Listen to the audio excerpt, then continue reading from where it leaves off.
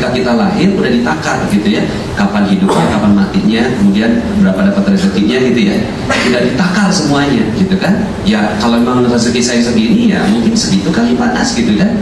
Nah, akhirnya saya balik nanya, oke, saya setuju dengan ente bahwa rezeki udah ditakar. Sekarang pertanyaan saya balik, ente udah tahu belum rezeki ente takarannya berapa ya? Kan dia bilang rezekinya udah ditakar. Ya udah, anda setuju, ente udah tahu belum takaran rezeki ente berapa? Ya belum tahu. Nah kalau belum tahu, anda kasih tahu. Islam. Assalamualaikum warahmatullahi wabarakatuh.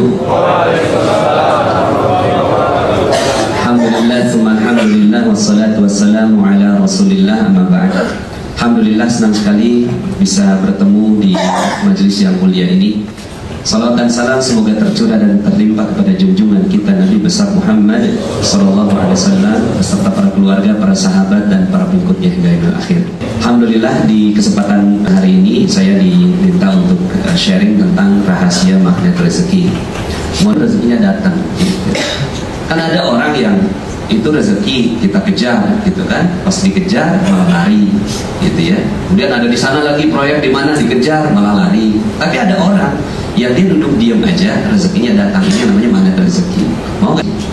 Saya harus hati-hati berbicara ini karena sebenarnya saya nggak bisa apa-apa ya. Saya nggak bisa apa-apa. Tapi ada rezeki yang besar yang Allah Subhanahu Wa Taala berikan untuk kita semua. Kalau seandainya kita mampu mengaksesnya, maka kita akan mendapatkan apapun yang kita inginkan gitu ya.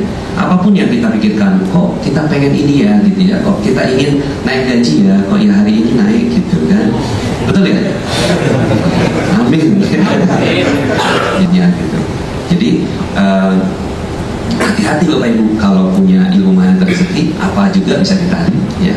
Mau seperti itu Bapak Ibu? Nah akhirnya saya sayang kalau seandainya ilmu ini cuma saya yang miliki sendiri. Saya pengen sekali berbagi gitu ya, agar semua orang bisa memiliki ilmu yang sama. Ya, ini proyek-proyek saya. Nah, Bapak Ibu, ada beberapa prinsip yang kita akan sampaikan dalam waktu yang singkat ini. Yang pertama adalah prinsip perisai rezeki. Bahwa ternyata semua orang sudah memiliki rezeki berlimpah dari Allah Subhanahu Wa Taala sebenarnya, gitu ya. Jadi setiap orang 5 miliar per bulan, gitu ya. Amin. 5 miliar per bulan ya. Banyak orang yang pas saya bilang, kamu tuh wajarnya 5 miliar per bulan gitu kan. Apa iya ya, nggak yakin dia gitu kan. Kenapa kan nggak yakin ya? Karena ya ngedengarnya tuh kayak ada berdenging di kuping gitu ya, kayak nggak pantas gitu ya. Padahal setiap orang harusnya mendapatkan rezeki berlimpah seperti itu gitu ya. Jadi ada orang yang saya bilang bahwa rezeki berlimpah, ada yang tanya, Pak Nas, rezeki itu kan udah ditakar, ketika kita lahir udah ditakar gitu ya, kapan hidupnya, kapan matinya, kemudian berapa dapat rezekinya gitu ya, udah ditakar semuanya gitu kan. Ya kalau memang rezeki saya segini ya mungkin segitu kali panas gitu kan. Nah akhirnya saya balik nanya, oke, saya setuju dengan ente bahwa rezeki udah ditakar. Sekarang pertanyaan saya balik, ente udah tahu belum rezeki ente takarannya berapa ya? Kan dia bilang rezekinya udah ditakar. Ya udah, anda setuju, ente udah tahu belum takaran rezeki ente berapa? Ya belum tahu. Nah kalau belum tahu, anda kasih tahu. Ada dalam surat An-Nur ayat 55. Wa'adallahu alladhina amanu minkum wa 'amilus salihati la yastakhlifannahum fil ardh kama istakhlafa alladhina min qablihim. Allah telah berjanji kepada orang-orang yang beriman dan beramal saleh di antara kalian bahwa Allah akan kasihin semua dunia buat kalian. La yastakhlifannahum bukan fil jannah. Ya.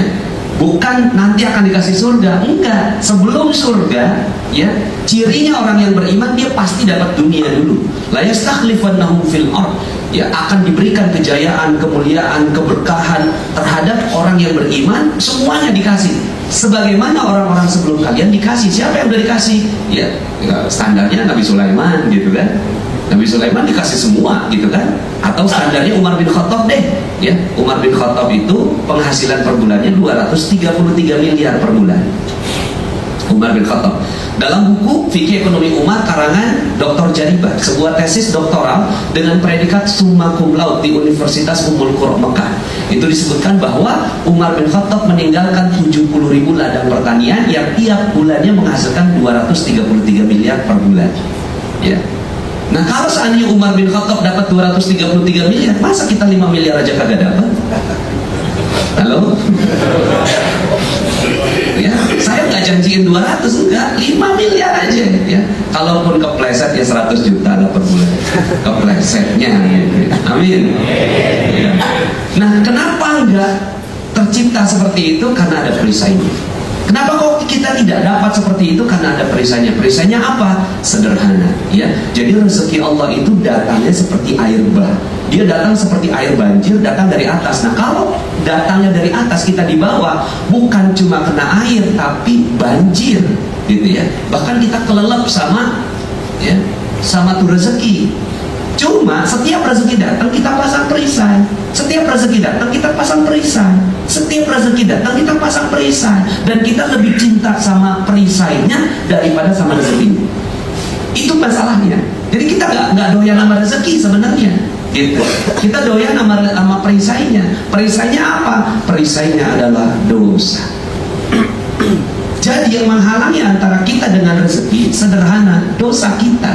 Dalam Al-Quran disebutkan, A'udzubillahi minasyaitonirrajim, dalam surat Nuh ayat 10, فَقُلْتُ اسْتَغْفِرُوا رَبَّكُمْ إِنَّهُ كَانَ غَفَّارًا يُرْسِلِ السَّمَاءَ عَلَيْكُمْ مِدْرَارًا وَيُمْدِدْكُمْ بِأَمْوَالٍ وَبَنِينَ وَيَجْعَلْ لَكُمْ جَنَّاتٍ وَيَجْعَلْ لَكُمْ أَنْهَارًا مَا لَكُمْ لَا تَرْجُونَ لِلَّهِ وَقَارًا وَقَدْ خَلَقَكُمْ أَطْوَارًا.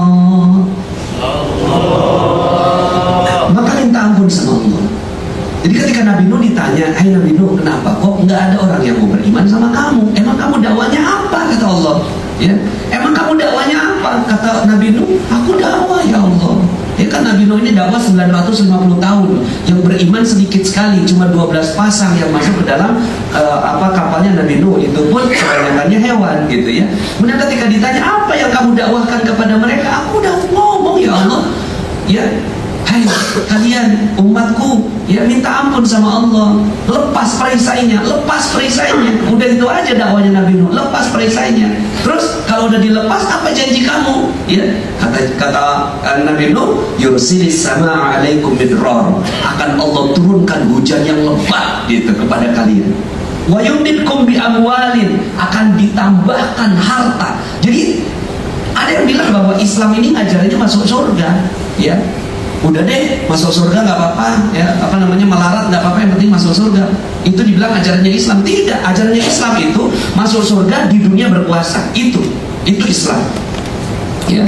Jadi kalau bicara tentang Islam, ente harusnya berkuasa. Nggak mungkin ada orang Islam yang tidak berkuasa. Nggak mungkin ada orang Islam yang kagak kaya.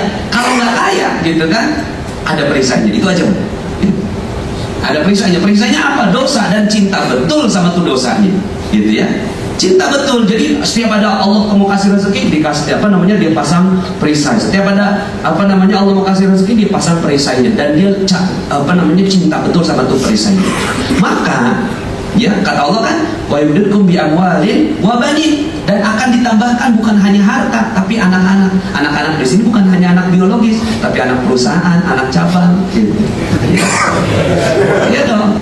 Wa yaj'al lakum jannatin, akan Allah tambahkan kepada kalian, diberikan kepada kalian kebun-kebun. Terus kebunnya kita nggak bisa merawat ya Allah. Tenang aja. Ya, bukan kalian yang merawat. Wa yaj'al lakum anhara, aku kasihin juga sungai-sungai di sekitarnya yang kalian nggak perlu ya nyiramin, aku yang nyiramin. Jadi ini passive income. Jadi konsep financial freedom, passive income itu ada di dalam surat Nuh. Oh, kamu udah janjiin gitu? Udah ya Allah, tapi nggak ada yang mau beriman. Di zamannya Nabi Nuh, ya. Wa qad khalaqakum atwara, padahal ya Allah telah menciptakan kalian, sanggup membuat semuanya itu terjadi. Nah, jadi Bapak Ibu, ya, apa yang membuat akhirnya rezeki kita nggak datang? Sederhana, kita jatuh cinta sama perisai dan kita pasang perisai itu. Nah, berapa banyak perisai itu? Ya, banyak. Berapa banyak? Ratusan. Nah, makanya kita perlu setiap hari yang kita lakukan adalah bagaimana kita meneliti perisai apa yang ada pada diri kita.